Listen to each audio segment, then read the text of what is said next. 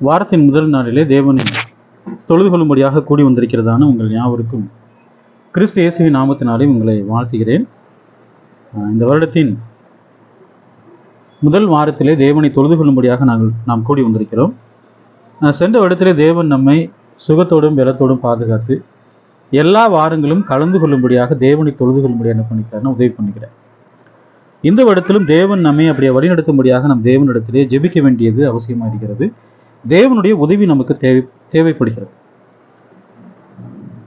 ஒவ்வொரு வாரமும் நம்ம என்ன பார்த்துட்டு வந்தோம் அப்படின்னு கேட்டிங்கன்னா, தேவனிடத்திலே யார் கெட்டி சேர முடியும், தேவனிடத்தில் யார் கெட்டி சேர முடியும். உலகத்தில் வாழக்கூடிய எல்லா கிறிஸ்தவர்களுக்கும் என்ன ஆசை இருக்குன்னா, நாம் எல்லோரும் எங்கே போகணும்னு நினைக்கிறாங்கன்னா, பரலோகத்துக்கு போகணும்னு நினைக்கிறாங்க. பரலோகத்துக்கு போக வேண்டும் என்று சொன்னால் நாம் எப்படிப்பட்டவர்களாக இருக்க வேண்டும் என்று சொன்னால் பரிசுத்தம் உள்ளவர்களாக இருக்கணும். பரிசுத்தம் இல்லாமல் ஒருவரும் யாரை தரிசிக்க முடியாது. பிதாவாகிய தேவன் என்ன செய்ய முடியாதுன்னா தரிசிக்கவே முடியாது. அப்போ உலக மக்களை போல நாம் வாழ்ந்து கொண்டு தேவனிடத்திலே சேர முடியுமான்னு பார்த்தா கண்டிப்பாக என்ன பண்ண முடியாது, சேர முடியாது. நாம் ஏன் கூடி வருகிறோம்? ஒவ்வொரு வாரமும் இடைப்பட்ட நாட்களை நம்ம சபையை கூடி வரோம் இல்லைங்களா? அந்த கூடி வருவதின் நோக்கம் என்ன அப்படின்னு கேட்டிங்கன்னா, நம்முடைய இருதயத்தை நாம் சுத்திகரிப்பதற்காகத்தான் நம்ம என்ன செய்யறோங்க, கூடி வருகிறோம். நம்முடைய இருதயத்திலே பல கேடுபாடுகள்லாம் இருக்கும். அந்த கேடுபாடுகளை சரி செய்வது எது அப்படின்னு கேட்டிங்கன்னா, தேவனுடைய வார்த்தைகள். அப்போ தேவனுடைய வார்த்தைகள் இல்லாமல் அந்த இறுதியை சுத்தப்படுத்த முடியுமா? நிச்சயம் என்ன பண்ண முடியாதுங்க, சுத்தப்படுத்தவே முடியாது. நம்முடைய நோக்கம் என்னன்னா, நாம் இயேசு கிறிஸ்து வருகின்ற பொழுது நாம் எல்லோரும் எங்கே போகணும்? பிதாவாகிய தேவனிடத்தில் போக வேண்டும். அதான் நம்முடைய முக்கியமான நோக்கமாக இருக்குது. அப்போ அதற்காக நாம் என்ன செய்யணும்? இந்த பூமியிலே பயிற்றுவிக்கப்பட வேண்டும், வாழ வேண்டும். நம்முடைய இருதயம் கேடுபாடாக இருக்கும் என்று சொன்னால் தேவன் எங்கே தள்ளிடுவார்? அக்னி கடல்ல தள்ளிடுவார். நம்முடைய இருதயம் பரிசுத்தமாக இருக்கும் என்று சொன்னால் தமிழத்தில் அவர் என்ன பண்ணுவாருங்க, சேர்த்துக் கொள்வார். நிறைய பேர் என்ன நினைக்கிறாங்கன்னா, நியாய தீர்ப்பினால நமக்கு இரக்கம் கிடைக்குன்னு நினைக்கிறாங்க. தேவனுடைய பிரமாணங்களுக்கு கீழ்ப்படியாமல் எந்த ஒரு இரக்கத்தையும் தேவன் என்ன செய்ய முடியாதுங்க, நம்ம பெற்றுக்கொள்ளவே முடியாது. பாருங்க, தேவனிடத்தில் எப்படி கிட்டி சேர முடியும் என்று சொல்லி சில சத்தியங்களை நம்ம பார்த்துக்கணும். கிறிஸ்துவின் பிரமாணத்தில் என்ன இருக்கு அப்படின்னு கேட்டிங்கன்னா, விசேஷித்த பலி இருக்கு, விசேஷித்த உடன்படிக்கை இருக்கிறது, விசேஷித்த வாக்குத்தத்தம் இருக்கிறது, விசேஷித்த ஆணை இருக்கிறது. பழைய ஏற்பாட்டில் இல்லாத விசேஷங்கள்லாம் எங்கே இருக்குது அப்படின்னு கேட்டிங்கன்னா, புதிய ஏற்பாட்டில் கிறிஸ்துவின் பிரமாணத்தில் தான் இருக்குது. ஒரு மனிதன் பூர்ணமாக வேண்டும் என்று சொன்னால் பழைய ஏற்பாட்டில் இருக்கக்கூடிய நியாய பிரமாணத்தின் மூலமாக என்ன செய்ய முடியாதுங்க, பூர்ணராக முடியாது. அப்ப கிறிஸ்துவின் பிரமாணத்தில் மாத்திரமே தேவன் நமக்கு அப்படிப்பட்டதான சிலாக்கியத்தை கொடுக்கிறார். பூர்ணப்படாமல் யாரும் எங்க போக முடியாது, தேவனிடத்திலே போகவே முடியாது, இல்லைங்களா? சரி, இப்ப நம்ம வசனத்தை நம்ம வாசிக்கலாம். எபிரேயர் புஸ்தகம் 8ஆம் அதிகாரம் 2ஆம் வசனம் பாருங்க. பரிசுத்த ஸ்தலத்திலும் மனுஷனால் அல்ல, கர்த்தரால் ஸ்தாபிக்கப்பட்ட மெய்யான கூடாரத்திலும் ஆசாரிய ஊழியம் செய்கிறவருமா இருக்கிற பிரதான ஆசாரியர் நமக்கு உண்டு.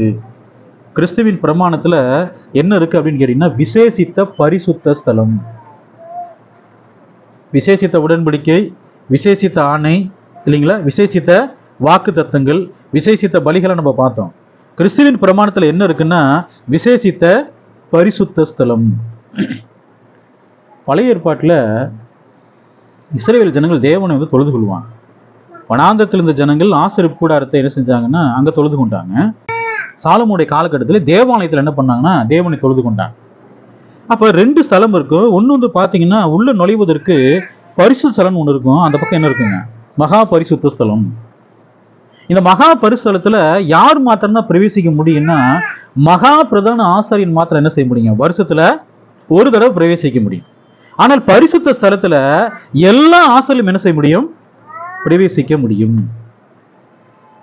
இப்ப நம்மள எடுத்துக்கங்களேன், நாம் எல்லோரும் கிறிஸ்துவின் பிரமாணத்தின்படி என்னவா இருக்கிறோம்னா ஆசாரியர்கள்.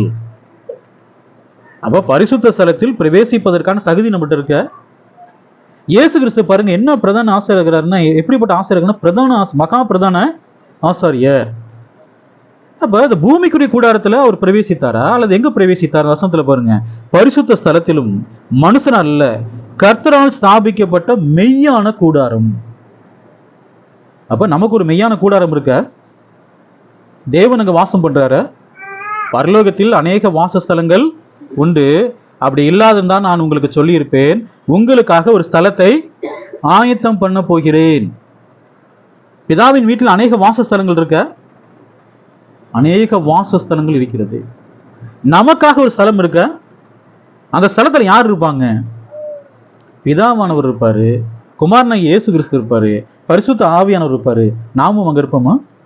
நாமும் அங்க இருப்போம். இந்த வசனத்துல பாருங்க, கர்த்தரால் ஸ்தாபிக்கப்பட்ட மெய்யான கூடாரத்திலும் ஆசாரிய ஊழியம் செய்கிறவருமா இருக்கிற பிரதான ஆசாரியர் நமக்கு உண்டு. எதுக்கு இந்த ஆசாரியர்கள்? பழைய ஏற்பாட்டில் தேவன் ஏன் ஆசாரியர்கள் நியமித்து வச்சிருந்தார்? காரணம் என்ன? தேவனை தொழுது கொள்வதற்கு இஸ்ரவேல் ஜனங்கள் யார்கிட்ட தான் போக முடியும்? ஆசாரியர் தான் போக முடியும். அவர்கள் மூலமாகத்தான் தேவன் என்ன செய்ய முடியுங்க? தொழுது கொள்ள முடியும். அப்ப நமக்கு ஒரு விசேஷித்த பரிசுத்த ஸ்தலம் இருக்கிறது. அந்த பரிசுத்த ஸ்தலத்துல யார் இருக்கா? நம்முடைய பிரதான ஆசாரியர் அங்கே இருக்கிறார். நிறைய பேர் கேட்கிறாங்க, ஏன் இயேசுவை ஏன் தொழுது கொள்ள மாட்டேங்கிறீங்கன்னு கேட்கிறாங்க. யாரோ ஒருத்தர் தான் நம்ம தொழுது கொள்ள முடியும் இல்லைங்களா? ஒண்ணு பிதாவாகிய தேவனை மாத்திரம், பிதாவாகிய தேவனை தொழுது கொள்ள வேண்டும், இயேசு கிறிஸ்துவை தொழுது கொள்ள வேண்டும், பரிசுத்த ஆவியானவரை தொழுது கொள்ள வேண்டும். வேதமாக்கி யாரும் தொழுது கொள்ள சொல்லுது? பிதாவாகிய தேவன். யார் மூலமாய் தொழுது கொள்ள வேண்டும்? கர்த்தராகிய இயேசு கிறிஸ்துவின் மூலமாய். இஸ்ரவேல் ஜனங்கள் பிரதான ஆசாரியை தொழுது கொள்வார்களா அல்லது யெகோவா தேவனை தொழுது கொள்வாங்களா? யெகோவா தேவனை யார் மூலமாய்? ஆசாரியன் மூலமாய், பிரதான ஆசாரியன் மூலமாய். நமக்கு ஒரு பிரதான ஆசாரியர் இருக்கார் இல்லைங்களா? நமக்கும் தேவனுக்கும் இடையில எப்படி இருக்கிறாருங்க? அவரு பரிந்து பேசக்கூடியவர், மத்தியஸ்தர் இருந்தவர் இல்லைங்களா அவரு? அப்ப நமக்காக ஒரு மெய்யான கூடாரம் இருக்க, ஒரு மெய்யான கூடாரம் இருக்கிறது. நாம் தேவனிடத்துல ஜெபம் பண்றோம் இல்லைங்களா? கர்த்தராகிய இயேசு கிறிஸ்து நாமத்தினாலே ஜெபிக்கிறோம்னு. இந்த தொழுது கொள்ளுதல் யார் மூலமா போகுது? கர்த்தராகிய இயேசு கிறிஸ்துவின் மூலமாய். பாடல் பாடுறதுக்கு முன்னாடியும் சத்தியத்தை கேட்பதற்கு முன்னாடியும் கர்த்தருடைய பந்தியில பங்கு பெறுவதற்கு முன்பதாக வொர்ஷிப் ஆரம்பிக்கும் போது நம்ம ஜெபம் பண்றோம், முடிக்கும் போது ஜெபம் பண்றோம். எல்லாம் யார் மூலமா தான்? கர்த்தராகிய இயேசு கிறிஸ்துவின் மூலமாய். அவர் மூலமா தேவனிடத்திலே சேர முடியும் இல்லைங்களா? அப்ப கிறிஸ்துவின் பிரமாணத்தில் என்ன இருக்கு? கர்த்தரால் ஸ்தாபிக்கப்பட்ட மகா பரிசுத்த ஸ்தலம் நமக்காக இருக்கிறது. எபிரேயர் புஸ்தகம் 9ஆம் அதிகாரம் 12ஆம் வசனம் பாருங்க. வெள்ளாட்டுக்கடா இளங்காலை இவருடைய ரத்தத்தினாலும் அல்ல, தம்முடைய சொந்த இரத்தத்தினாலும் ஒரே தரம் மகா பரிசுத்தலத்திலே பிரவேசித்து நித்திய மீட்பை தம்முடைய சொந்த இரத்தத்தினாலும். இயேசு கிறிஸ்து எந்த ரத்தத்தை எடுத்துட்டு எங்க போல? மிருக ரத்தத்தை எடுத்துட்டு அவர் எங்க போலங்க? மகா பரிசுத்தலத்துல போல. பூமிக்குரிய ஆசாரியர்கள் மகா பரிசுத்தலத்தில் போக வேண்டும்னு எந்த ரத்தத்தை எடுத்துட்டு போவாங்க? மிருக ரத்தத்தை. இயேசு கிறிஸ்து நம்ம பார்க்கிறோம் சொந்த ரத்தத்தினால் அப்படின்றார் இல்லைங்களா? அப்ப இயேசு கிறிஸ்து இங்க இருந்து போகும்போது அவருடைய ரத்தத்தை அப்படியே எடுத்துட்டு போயிட்டாரு. அப்ப சொந்த ரத்தத்தினால் ஒரே தரம் மகா பரிசுத்தலத்தில் பிரவேசித்தின்றார் இல்லைங்களா? அந்த சொந்த ரத்தம் என்பது என்ன? சொந்த ரத்தம் என்பது என்ன? சிலுவையின் மரண பரியந்தம் கீழ்ப்படிந்தவராகி. சொந்த ரத்தம் என்பது என்ன? கீழ்ப்படிதல். மரண பரியந்தம் கீழ்ப்படிந்து எங்க போயிட்டாருங்க? மகா பரிசுத்தலத்துல போயிட்டார். இது ஆவிக்குரிய ரத்தம்ன்றாங்க. அது ஆவிக்குரிய ரத்தமா? இல்ல. இங்க ரத்தம் என்று சொல்லப்படுவது எதை பத்தி பேசுறாரு? அவருடைய சிலுவையின் மரண பரியந்தம் கீழ்ப்படிந்தவராகி. மரண பரியந்தம் கீழ்ப்படிச்சதுனாலதான் அவர் எங்க இருக்கிறாருங்க? பிதாவின் வலது பாரிசத்தில் பிரதான ஆசாரியராக நமக்காக அவர் என்ன செய்யறாரு? தேவனிடத்திலே பேசக்கூடியவராக இருக்கிறார். அவர் மூலமாக நாம் தேவனிடத்தில் என்ன செய்யறோங்க? பிதாவின் இடத்திலே நாம் ஜெபிக்கிறோம் இல்லைங்களா? வசனம் பாருங்க. மகா பரிசுத்தலத்திலே பிரவேசித்து நித்திய மீட்பை உண்டு பண்ணினார். என்ன உண்டு பண்ணிட்டாரு? நித்திய மீட்பு. பழைய ஏற்பாட்டு மிருகத்தின் ரத்தத்தினால் நித்திய மீட்பு இருந்தது இல்ல. எந்த ரத்தத்தினாலதான் நித்திய மீட்பு? கிறிஸ்துவின் ரத்தம். அப்ப நாம் மரண பரியந்தம் தேவனுக்கு கீழ்ப்படியவில்லை என்று சொன்னால் நமக்கு பரலோகத்துல இடம் இருக்குமா? இருக்குமா? நிச்சயமா இருக்காது. இயேசு எப்படி மரண பரியந்தம் பிதாவுக்கு அவர் கீழ்ப்படிந்திருந்தாரோ அதே போல் நம்முடைய மரண பரியந்தம் பிதாவுக்கு நாம் கீழ்ப்படுகின்ற பொழுது நித்தியத்தில் தேவன் நமக்காக இடம் வச்சிருப்பாரு? நிச்சயமா வச்சிருப்பார். எபிரேயர் புஸ்தகம் 9ஆம் அதிகாரம் 24ஆம் வசனம் பாருங்க. அந்தபடி மெய்யான பரிசு ஸ்தலத்துக்கு அடையாளமான கையினால் செய்யப்பட்டதா இருக்கிற பரிசு ஸ்தலத்திலே கிறிஸ்துவானவர் பிரவேசியாமல் பரலோகத்தில் தானே இப்பொழுது நமக்காக தேவனுடைய சமூகத்தில் பிரத்யட்சமாகும்படி பிரவேசித்திருக்கிறார். ஒரே தரம் மகா பரிசுரத்தில் பிரவேசித்துன்னு வாசிக்கிறோம். 24ஆம் வசனத்துல அந்த மகா பரிசுரம் எதுங்கிறாரு? பரலோகம். பரலோகத்தில் தானே இப்போது நமக்காக தேவனுடைய சமூகத்தில் என்ன பண்ணிக்கிறாருங்க? பிரவேசித்திருக்கிறார். இயேசு மரண பரிந்து பிதாவுக்கு கீழ்ப்படியவில்லை என்று சொன்னால் நமக்கு பரலோகத்துக்கு போவதற்கான நம்பிக்கை வந்திருக்குமா? நிச்சயமா இல்லை. இயேசு நம்மை போல் மாம்சத்திலும் ரத்தத்திலும் வந்தவர். பிதாவுக்கு மரண பரிந்தும் கீழ்ப்படிய முடியும் என்று சொன்னால் நம்மாலும் மரண பரிந்து என்ன செய்ய முடியும்? பிதாவுக்கு கீழ்ப்படிய முடியும். இயேசு கிறிஸ்து பரிசுத்தம் உள்ளவராக வாழ முடியும் என்று சொன்னால் நம்மாலும் எப்படி வாழ முடியும்? பரிசுத்தம் உள்ளவர்களாக வாழ முடியும். முதல்ல பாவத்தை விடுவதற்கு நமக்கு என்ன இருக்கணும்? முதல்ல இருதயம் இருக்கணும். பாவத்தை பிடிச்சுக்கிட்டு நான் பரிசுத்தமா வாழ முயற்சி பண்றேன், வாழ முடியுமா? வாழவே முடியாது. பாவத்தை விட்டது ரொம்ப கஷ்டமா? கஷ்டம் கிடையாது, விட்டுடலாம். ஏன் நிறைய பேர் பாவத்தை விட மாட்டேங்கிறான்? காரணம் என்ன? அவங்க எதை அன்பு கூடுறாங்க? பாவத்தை அன்பு கூடுறாங்க. அதான் பிரச்சனையே. தேவனிடத்தில் அன்பு கூறுவார்கள் என்று சொன்னால் எதை விட்டுருவாங்க? பாவம். அப்ப இயேசு கிறிஸ்து நமக்காக மகா பரிசுத்தலத்தில் பிரவேசித்து நித்திய மீட்பை உண்டு பண்ணியிருக்கிறார். அந்த பரிசுத்தலம் என்பது என்ன? பரலோகம். எபிரேயர் புஸ்தகம் 9ஆம் அதிகாரம் 1-7 வரைக்கும் வாசித்தீங்கன்னா இந்த பூமிக்குரிய அந்த ஸ்தலம் பரிசுத்தலம் இருக்கு இல்லைங்களா, அது எப்படி இருக்கும் அப்படின்னு கேட்டீங்கன்னா, முதல்ல பார்த்தீங்கன்னா உள்ள போகும்போது பிரகாரம்னு சொல்லுவான். வாசல் தாண்டினா என்ன இருக்குன்னா பலிபீடம் இருக்கும். பலிபீடத்தை தாண்டினா தண்ணீர் தொட்டி இருக்கும். அதுக்கப்புறம் பார்த்தீங்கன்னா ஒரு திரைச்சீலை இருக்கும். அந்த திரைச்சீலுக்குள்ள நீங்க உள்ள போனீங்கன்னா அது என்னது? பரிசுத்த ஸ்தலம். அந்த திரைச்சீலைக்கு நேராக இன்னொரு திரைச்சீலை இருக்கும். அந்த திரைச்சீலைக்குள்ள போனீங்கன்னா அங்க உள்ள என்ன இருக்குங்க? மகா பரிசுத்த ஸ்தலம். இந்த பரிசுத்தலத்துல என்ன இருக்கும் அப்படின்னு கேட்டீங்கன்னா என்ன இருக்குங்க? அப்பமேஜை இருக்கும், பொன் குத்து விளக்கு இருக்கும். அந்த உடன்படிக்கை பெட்டிக்கு முன்பதாக வெளியே நீங்க பாத்தீங்கன்னா தூப பீடம் இருக்கும். மகா பரிசுத்தலத்துல என்ன இருக்கும் அப்படின்னு கேட்டீங்கன்னா உடன்படிக்கை பெட்டி, அதுக்கு மேல கிருபாசனம், அந்த கிருபாசனத்துக்கு மேல கேருபீன்கள் இருக்கும். உடன்படிக்கை பெட்டிக்குள்ள என்ன இருக்குன்னா ஆரோனின் துளிர்த்த கோல் இருக்கும். அடுத்தது வண்ணா வைக்கப்பட்ட பொற்பாத்திரம் இருக்கும். 10 கற்பனைகள் உள்ள இருக்கும். இதான் மகா பரிசுத்த ஸ்தலம். அப்ப இந்த மகா பரிசுத்தலத்துல யார் தான் பிரவேசிக்க முடியும்? ஆசாரியர்கள், பிரதான ஆசாரியர்கள். இப்ப இந்த தேவனுடைய சபை பரிசுத்தமா இருக்குது.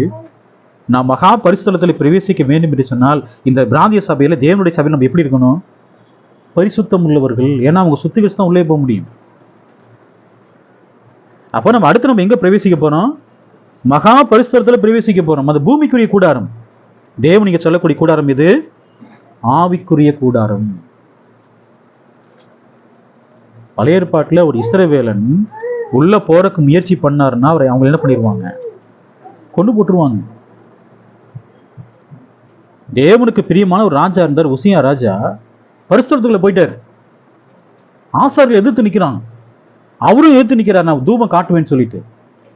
தேவன் நெற்றியில் என்ன கொடுத்தாருங்க? சாகுற வரைக்கும் குஷ்டரோகிந்தன்.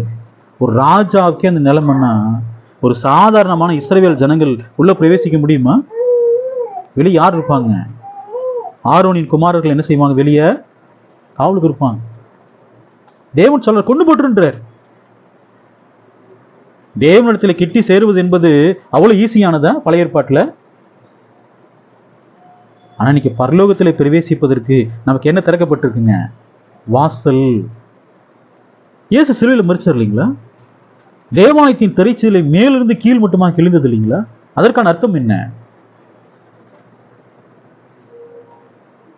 பரலோகத்தில் பிரவேசிப்பதற்கான வாசல் என்ன செய்யப்பட்டிருக்குங்க?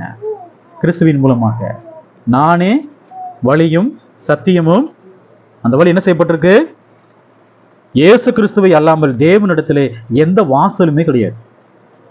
ஒரு எந்த வாசல் வழியாக நம்ம எங்க பிரவேசிக்க முடியாதுங்க? பரலோகத்தில் பிரவேசிக்கவே முடியாது. ஒரே வாசல் யாரு? இயேசு கிறிஸ்து மாத்திரமே. அந்த வாசல் வழியாகத்தான் நம்ம எங்க பிரவேசிக்க முடியும்? பரலோகத்திலே. மரியாள் மூலமா போக முடியுமா? அப்போஸ்தலர் மூலமா போக முடியுமா? பழைய பாட்டு பரிசுத்தவான்கள் மூலமா போக முடியுமா? புதிய பாட்டு பரிசுத்தவான்கள் யார் மூலமா எங்க போக முடியாதுங்க? பரலோகத்துல போக முடியாது. யார் மூலமா தான் போகணும்? கர்த்தராகிய இயேசு கிறிஸ்துவின் மூலமாய். நமக்கு வரக்கூடிய எல்லா ஆசீர்வாதங்களும் யார் மூலமா தான் நமக்கு கிடைக்குது? கர்த்தராகிய இயேசு கிறிஸ்துவின் மூலமா தான். தேவன் யாருக்காவது நேரடியாக கொடுக்கிறாரா? இல்ல, அவர் மூலமா தான் எல்லாமே கொடுக்கிறார். ஜெபிக்கிற ஜெபம் யார் மூலமா தான் அங்க போகுது? இயேசு கிறிஸ்துவின் மூலமாய். இல்லைங்களா? எபிரேயர் புஸ்தகம் 8ஆம் அதிகாரம் 1ஆம் வசனம் பாருங்க. மேற் சொல்லியவைகளின் முக்கியமான பொருள் என்னவெனில், பரலோகத்தில் உள்ள மகத்துவமான ஆசனத்தின் வலது பார்சத்திலே உட்கார்ந்து இருக்கிறவருமாய் மனுஷரால் அல்ல கர்த்தரால் ஸ்தாபிக்கப்பட்ட மெய்யான கூடாரத்திலும் ஆசாரிய ஊழியம் செய்கிறவருமாய் இருக்கிற பிரதான ஆசாரியர் நமக்கு இயேசு சும்மா உட்கார்ந்துக்கிறாரு. என்ன செஞ்சிட்டு இருக்கிறாருங்க? ஆசாரிய ஊழியம். தொடர்ந்து அந்த வேலையை செஞ்சுக்கிட்டே இருக்கிறார். 24 மணி நேரம் அந்த ஆசாரிய ஊழியம் செஞ்சுட்டே இருக்கிறாரு. தொடர்ந்து செஞ்சிட்டு இருக்கிறார். இது எப்படிப்பட்ட ஆசாரித்துவம் இது? இந்த ஆசாரித்துவம் எங்க இருக்குது? மகா பரிசுத்த ஸ்தலத்தில். எபிரேயர் புஸ்தகம் 9ஆம் அதிகாரம் 11ஆம் வசனம் பாருங்க. கிறிஸ்துவானவர் வரப்போகிற நன்மைகளுக்குரிய பிரதான ஆசாரியரை, வரப்போகிற நன்மைகளுக்குரிய, அதான் இன்னும் அந்த நன்மை நமக்கு கிடைச்சிருச்சா? வரப்போகிற நன்மைகள்.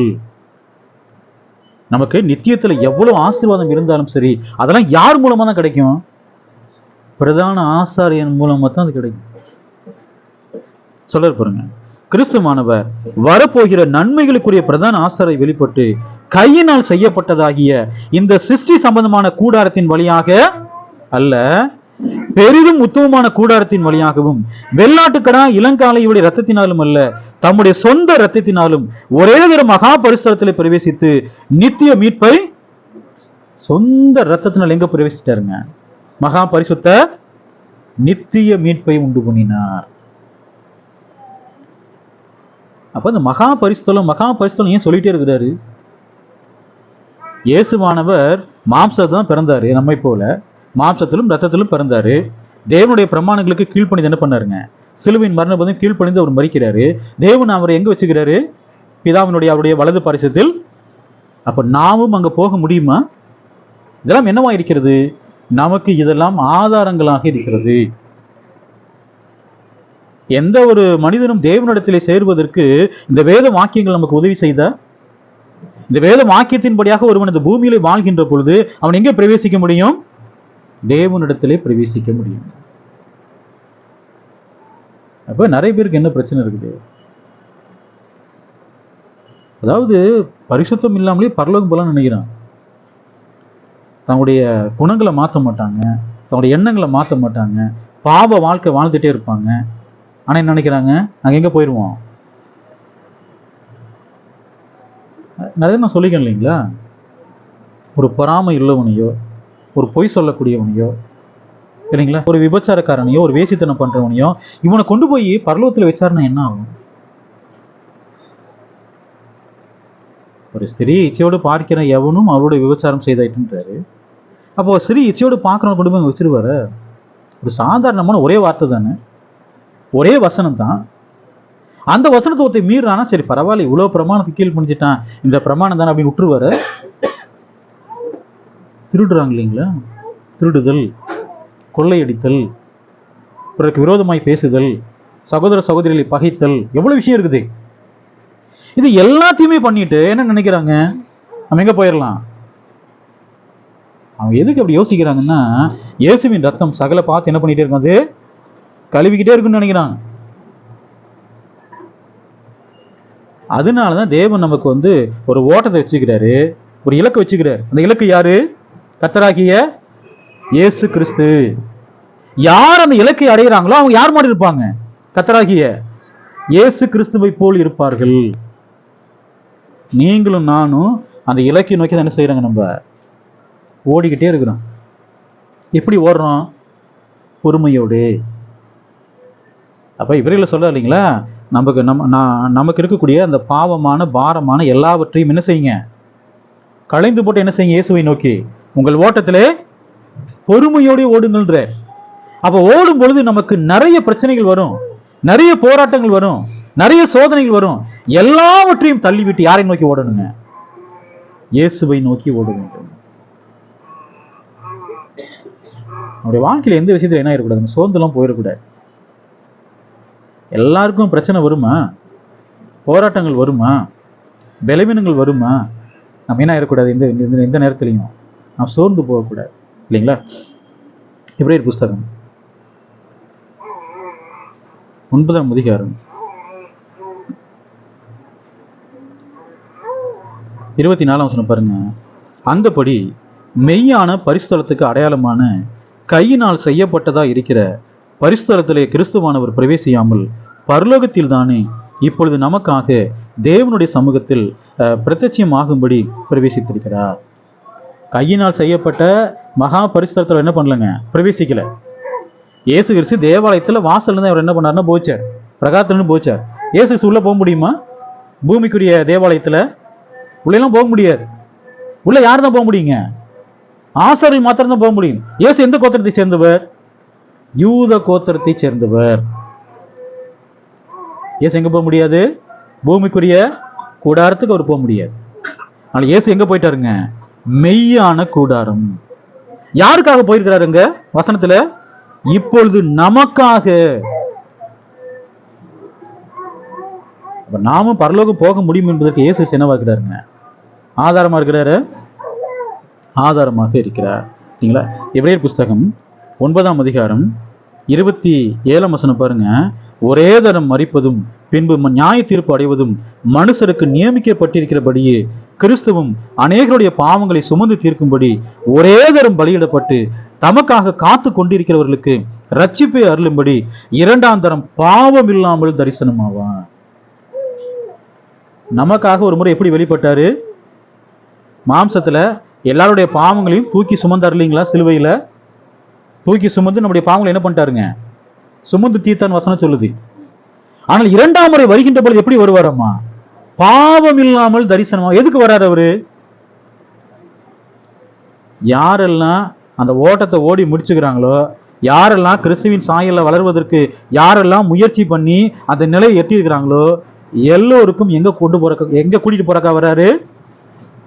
மகா பரிசுத்தலத்தில் கொண்டு போய் சேர்ப்பதற்காக என்ன செய்ய போறாருங்க? வரப்போறாரு. எப்படிப்பட்ட ஒரு வாய்ப்பு இது, இல்லைங்களா? எபிரேயர் புஸ்தகம் 10ஆம் அதிகாரம் 19ஆம் வசனம் பாருங்க. ஆகையால் சகோதரரே, நாம் பரிசுத்தலத்தில் பிரவேசிப்பதற்கு இயேசுவானவர் தமது மாம்சமாகிய திரையின் வழியாய் புதிதும் ஜீவனுமான மார்க்கத்தை நமக்கு உண்டு பண்ணினபடியால். இந்த வேத வாக்கியத்தை நல்லா பாருங்க. சகோதரரே, நாம் பரிசுத்தலத்தில் பிரவேசிப்பதற்கு சொல்ல இல்லைங்களா? அந்த பரிசுத்தலம் என்பது என்ன? பரலோகம். அந்த பரலோகத்தில் பிரவேசிப்பதற்கு இயேசுவானவர் தமது மாம்சமாகிய திரையின் வழியாய் என்ன உண்டு பண்ணுகிறாரு? புதிதும் ஜீவனுமான மார்க்கத்தை உண்டு பண்ணுகிறார். இந்த மார்க்கம் என்பது எது? கர்த்தருடைய சபை. அப்போஸ்தலர் 20ஆம் அதிகாரம் 28ஆம் வசனத்துல தேவன் தம்முடைய சுய ரத்தத்தினாலே சம்பாதித்துக் கொண்ட தேவன் நமக்கு ஒரு மார்க்கத்தை ஏற்படுத்துகிறாரு. நான் இப்ப எதுல இருக்கிறோங்க? சபையில் இருக்கிறோம். சபை என்பது என்ன? தேவனுடைய மார்க்கம். அந்த மார்க்கத்தின் வழியாய் 20ஆம் வசனம் பாருங்க. அந்த மார்க்கத்தின் வழியாய் பிரவேசிப்பதற்கு அவருடைய ரத்தத்தினாலே நமக்கு தைரியம் உண்டாயிருக்கிறபடினாலும். பழைய ஏற்பாட்டுல மகா பிரதான ஆசாரியர் இருக்கார் இல்லைங்களா? வருஷத்துக்கு ஒரு முறை எங்க போவாருங்க? மகா பரிசுத்தலத்துல போவார். அப்படி போகும்போது இடுப்புல ஒரு கயிறு கட்டியிருப்பான். அந்த கயிறை கட்டி, அந்த கயிறு எங்க இருக்குன்னு கேட்டீங்கன்னா பரிசுத்தலத்துல இருக்கும். அதோடு மாத்திரமல்ல, அந்த மகா பிரதான ஆசாரியர் ஏபோத் தரிச்சிருக்காரு இல்லைங்களா? அந்த ஏபோத்துல பாத்தீங்கன்னா கீழே வந்து மணிகள் தொங்கிட்டே இருக்கும். அப்ப இவர் மகா பரிசுத்தலத்துல போறாரு, உள்ள போய் ஆராதனை செய்யறாரு. ஆராதனை செய்யும் போது அந்த கீழே இருக்கக்கூடிய அந்த மணிகள் என்ன ஆகிட்டே இருக்குங்க, அவர் நடக்க அது அப்படி ஆடிட்டே இருக்கும். ஒருவேளை ஏதோ ஒரு தவறு பண்ணிடுறாரு, ஒரு பாவம் பண்ணிடுறாரு, தேவன் மகா பரிசுத்தலத்துல அடிச்சிடறாருன்னு வச்சுக்கோங்களேன், உள்ள போய் யாராவது கொண்டு வர முடியுமா அவரை? அப்ப என்ன செய்வாங்க, அந்த கயிறை பிடிச்சி சல்லுன்னு என்ன பண்ணிடுவாங்க, வெளியே கயிறை பிடிச்சி வெளியே. அப்ப உள்ள போறக்கே அவங்க பயந்து நடுங்குவாங்க. எதுல போறக்கு? மகா பரிசுத்தலத்துல போறக்கே பயந்து நடுங்குவாங்க. ஆனால் தேவன் வாசம் செய்யக்கூடிய மகா பரிசுத்தல் பிரவேசிப்பதற்கு நமக்கு தைரியம் இருக்கு. அந்த தைரியம் எப்படி கிடைச்சது? வசனத்துல பாருங்க, அந்த மார்க்கத்தின் வழியை பிரவேசிப்பதற்கு அவருடைய ரத்தத்தினாலே நமக்கு தைரியம். கிறிஸ்துவானவர் பலியாகி நமக்காக எங்க பிரவேசிக்கிறாரு? மகா பரிசுத்தலத்தில் பிரவேசித்திருக்கிறார். அதே போல் நாம் என்ன செய்ய முடியுங்க? பிரவேசிக்க முடியும். தேவனிடத்தில் சேர வேண்டும் என்று சொன்னால் தைரியம் தேவை. அந்த தைரியம் யார் மூலமா கிடைச்சிக்குது? கிறிஸ்துவின் ரத்தம். பழைய ஏற்பாட்டு மிருகத்தின் ரத்தத்தை வச்சு என்ன செய்யறது? எதை பண்ண முடியுமா? ஒன்றும் பண்ண முடியாது. அந்த ரத்தம் நமக்கு தைரியத்தை கொடுக்காது. இஸ்ரவேல் ஜனங்களுக்கு என்ன கொடுக்கலங்க? தைரியத்தை கொடுக்கல தேவனிடத்தில் கிட்டி சேருவதற்கு. ஆனால் இயேசு கிறிஸ்துவின் ரத்தம் தேவனிடத்தில் கிட்டி சேருவதற்கு என்ன கொடுக்குதுங்க? தைரியம். எபிரேயர் புஸ்தகம் 11ஆம் அதிகாரம் 16ஆம் வசனம் பாருங்க. அதை அல்ல, அதிலும் மேன்மையான பரம தேசத்தையே விரும்பினார்கள். ஆகையால் தேவன் அவருடைய தேவன் என்னப்பட வெட்கப்படுகிறதில்லை. அவர்களுக்கு ஒரு நகரத்தை, பரிசுத்தவான்களுக்காக ஒரு நகரத்தை தேவன் ஆயத்தம் பண்ணி வச்சுக்கிறாரு. பழைய ஏற்பாட்டு பர்சன் நிறைய பேர் இருக்கிறாங்க இல்லைங்களா? எல்லாருக்காகவும் தேவன் என்ன பண்ணிக்கிறாருங்க? ஒரு நகரம். ஏன் சொன்னார் இல்லைங்களா, நான் உங்களுக்கு என்ன செய்ய போறேன்? ஒரு ஸ்தலத்தை ஆயத்தம் பண்ண போகிறேன். என் பிதாவின் வீட்டில் அநேக வாசஸ்தலங்கள் இருக்குது. ஸ்பெஷலா என்ன செய்ய போறேன்? உங்களுக்காக ஒரு ஸ்தலத்தை ஆயத்தம் பண்ண போகிறேன். நான் ஆயத்தம் பண்ணின பின்பு நான் என்ன செய்வேன்? உங்களை கூட்டிக் கொண்டு போவேன். அந்த ஸ்தலம் எப்படி இருக்கும்? தேவன் உண்டாக்கிய அந்த நகரம் எப்படி இருக்கும்? வெளிப்படுத்தின விசேஷம் 21ஆம் அதிகாரம் 1 சில வசனம் நம்ம வாசிக்கலாம். பின்பு நான் புதிய வானத்தையும் புதிய பூமியையும் கண்டேன். முந்தின வானமும் முந்தின பூமியும் ஒளிந்து போயின, சமுத்திரமும் இல்லாமல். பாருங்க, எல்லாமே ஒளிஞ்சு போச்சு. இயேசு கிறிஸ்து வந்துட்டாரு. பழைய வானம் பழைய பூமியெல்லாம் ஒளிஞ்சு போச்சு. இப்ப என்ன வானம் தான் இருக்குங்க? புதிய வானம் புதிய பூமியும் அவர் பார்க்கிறார். சரிங்களா? 2ஆம் வசனம் பாருங்க. யோவானாகிய நான் புதிய எருசலேமாகிய பரிசுத்த நகரத்தை தேவனிடத்திலிருந்து பரலோகத்தை விட்டு இறங்கி வர. அது எப்படிப்பட்ட நகரம்? அது பரிசுத்த நகரம். அந்த பரிசுத்த நகரங்கிறது பரலோகமா? இல்ல. அந்த பரிசுத்த நகரம் எங்கிருந்து இறங்கி வருதுங்க? பரலோகத்திலிருந்து இறங்கி வர கண்டேன். அது தன் புருஷனுக்கு அலங்கரிக்கப்பட்ட மணவாட்டியை போல எப்படி இருக்குதுங்க? ஆயத்தமாக்கப்பட்டிருக்கிறது அப்படின்னு சொல்ற. அடுத்த வசனம் பாருங்க, 3ஆம் வசனத்துல. மேலும் பரலோகத்திலிருந்து உண்டான ஒரு பெரும் சத்தத்தை கேட்டேன். இதோ மனுஷரிடத்திலே தேவனுடைய வாசஸ்தலம் இருக்கிறது. அவர்களிடத்திலே அவர் வாசமாய் இருப்பார், அவர்களும் அவருடைய ஜனங்களாய் இருப்பார்கள். தேவன் தாமே அவர்களோட கூட இருந்து அவர்களுக்கு அவருடைய தேவனாய் இருப்பார். அவருடைய கண்ணீர் யாவையும் துடைப்பார், தேவன் துடைப்பார். இனி மரணம் இல்லை, துக்கம் இல்லை, அலறுதலும் இல்லை, வருத்தம் இல்லை, முந்தினவைகள் ஒளிந்து போயின என்று விளம்பினது. அந்த பரிசுத்த நகரத்துல என்ன கிடையாதுங்க? வேத வாக்கியத்துல கண்ணீர் இல்ல, மரணம் இல்ல, துக்கம் இல்ல, அலறுதல் இல்ல, வருத்தம் இல்ல, எல்லாமே ஒளிஞ்சு போச்சுன்ற. எல்லாம் என்ன செய்யப்பட்டிருக்குது? புதிதாக்கப்பட்டிருக்கிறது. கிறிஸ்துவின் பிரமாணத்தில் மாத்திரம் நமக்கு என்ன இருக்குங்க? இப்படிப்பட்ட ஆசீர்வாதங்கள். சரிங்களா? வெளிப்படுத்தின விசேஷம் 22ஆம் அதிகாரம் 8ஆம் வசனம் பாருங்க. யோவானாகிய நானே இவைகளை கண்டும் கேட்டும் இருந்தேன். நான் கேட்டு கண்டபோது இவைகளை எனக்கு காண்பித்த தூதனை வணங்கும்படி அவன் பாதத்திலே. பாருங்க, அந்த காட்சி எப்படி இருக்குன்னு அவர் தரிசனத்தில் அவர் காட்டுறாரு. அதை பார்த்த போது யோவானால தன்னை என்ன செய்ய முடியலங்க? கட்டுப்படுத்தவே முடியல. அந்த காட்சி அவ்வளோ ரம்மியமா இருக்குது. அவ்வளவு சந்தோஷப்பட்டு அந்த தரிசனத்தை காண்பித்த தூதனுடைய பாத்திரம் என்ன செய்யறாருங்க அவரு? இந்த வசனத்தை நீங்க படிச்சு பாருங்க. பரலோகத்துல நம்ம எப்படி இருப்போங்கிறது இந்த வசனம் என்ன பண்ணப்பட்டிருக்குங்க, நமக்கு சொல்லப்பட்டிருக்கு. தேவனுடைய சமூகத்துல அந்த பரிசுத்த நகரத்துல நம்ம எப்படி இருப்போம் சொல்லி இந்த வேதவாக்கியம் சொல்லுது. அதை அவர் பார்த்த உடனே அவர் என்ன ஆகுறாருங்க, ரொம்ப அதிக சந்தோஷப்படுறாரு. அப்ப யோவான் அந்த தரிசனத்தை பார்த்த போது அவர் மிகுந்த சந்தோஷப்படுறாரு. யாருடைய பாத்துல விழுகிறாருங்க? தூதனுடைய பாத்துல விழுகிறார். ஏற்கனவே தேவதன் என்ன சொல்லியிருந்தாரு, என்னுடைய பாத்துல விழாதபடிக்கு எப்போதும் எப்படி இரு, என் பாத்துல விழாதபடிக்கு எச்சரிக்கையாயிருன்னு சொல்லியிருந்தார். தேவனை தொழுது கொள்ளுன்னு சொல்றாரு.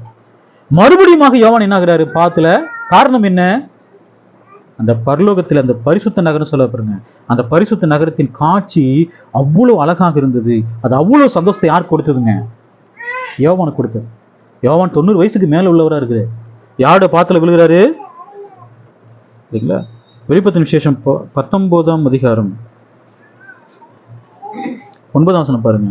அதற்கு அவன், நீ இப்படி செய்யாதபடிக்கு பார், உன்னோடும் உன் சகோதரோடும் தீர்க்கதரிசிகளோடும் இந்த புஸ்தகத்தின் வசனங்களை கைக்கொள்களோடும் கூட நானும் ஒரு ஊழியக்காரன், தேவனை தொழுதுகொள். அப்ப 19ஆம் அதிகாரத்துல தூதன் எச்சரிக்கிறாரு. 22ஆம் அதிகாரத்துல அந்த வசனத்துல பாருங்க, 22:8 யோவானாகிய நானே இவைகளை கண்டும் கேட்டும் இருந்தேன். நான் கேட்டு கண்டபோது இவைகளை எனக்கு காண்பித்த தூதனை வணங்கும்படி அவன் பாதத்தில் விழுந்தேன். இந்த காட்சி அவ்வளவு அழகா இருந்தது. தேவன் நமக்காக ஒரு விசேஷித்த பரிசுத்த ஸ்தலத்தை நமக்காக வைத்திருக்கிறாரு. நம்ம எல்லாம் அங்கே போறோமா? கர்த்தருடைய பிள்ளைகளும் எங்கே போறாங்க? அங்கே போறாங்க. அங்கே அலறுதல் இல்லை, கண்ணீர் இல்லை, மரணம் இல்லை, துக்கம் இல்லை, எதுவுமே கிடையாது. கிறிஸ்து நமக்கு என்னவா இருப்பாருங்க? விளக்காக இருப்பார். தேவன் என்னவா இருப்பாருங்க? வெளிச்சம். சூரியனும் சந்திரனும் வெளிச்சங்கள் அங்கே தேவைப்படுவதில்லை. ஏன்னு சொன்னால் தேவன் என்னவா இருப்பாருங்க? வெளிச்சமாய் இருப்பார். ஆட்டுக்குட்டியான என்ன செய்வாரு? நம்மை வழிநடத்துவார். இந்த பூமியில தான் இவ்வளவு கஷ்டங்கள், இவ்வளவு பாடுகள்லாம். இளைப்பாறுதல் சொல்றாரு இல்லைங்களா? தேவன் எப்படி தன்னுடைய கிரிகளை முடித்து இளைப்பாறினாரோ அதே போல் நம்முடைய கிரிகளை விட்டு நாம் என்ன செய்வோம்? இளைப்பாறுவோம், நித்திய இளைப்பாறுவோம். இதெல்லாம் எந்த பிரமாணத்துல தான் இருக்குதுங்க? கிறிஸ்துவின். அப்ப தேவனிடத்தில் கிட்டி சேருவதற்கு தேவன் நமக்கு கொடுத்தது என்ன? புதிய ஏற்பாட்டிலே விசேஷித்த பரிசுத்த ஸ்தலம். கர்த்தருக்கு சித்தமானால் வரக்கூடிய வாரத்துல விசேஷித்த ஆசாரிய ஊழியத்தை பத்தி நம்ம என்ன செய்ய போறோம்? படிக்க போறோம். இந்த ஆசாரிய ஊழியத்தின் மூலமாக தேவனிடத்திலே எப்படி கிட்டி சேர முடியும் என்பதை நாம் கற்றுக்கொள்வோம். இந்த தேவனுடைய வார்த்தை கேட்டதான உங்கள் ஒவ்வொருவரையும் தேவன் தான் ஆசீர்வதிப்பாராக. ஆமென்.